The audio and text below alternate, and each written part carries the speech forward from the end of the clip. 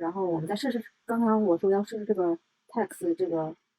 叫 text removal，然后把这个照片放上去，因为这个给我提示太大了，只能处理 SD 的，这个是人家 YouTube 的一个 thumbnail 哈，然后我就去选了一个小 size，原来我可能是那个 size 太大了吧，这个地方你可以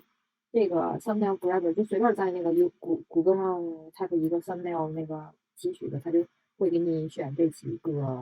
size。他跟我说 SD 的嘛，昨天我说应该是 download 的 HD 的，那我们就选一个 SD 的 download 下来，然后就放到这个上面就 OK 了，它就能识别出来，然后就把这个东西去掉，这个框框啊无所谓了，就先这样放着吧。然后我又用放它进 Midjourney 去看一下，选了一个描述，一会儿看一下效果。把这个图片放上，链接放上，然后再加上 describe 的出来的文字哈，它俩结合起来，我就换了一个 prompt，是加了这个比较关键的是这个 experimental video art，我觉得这个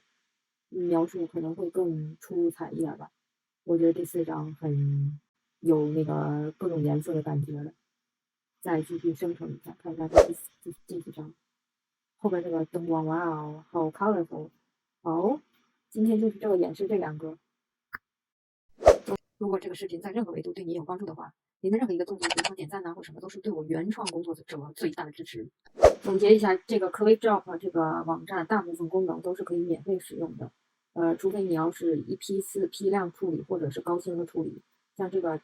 今天是找了 Text Remover，我觉得特别的，如果你要想模仿其他人的缩图啊，都可以通过这个办法，这个是一个非常实用的办法。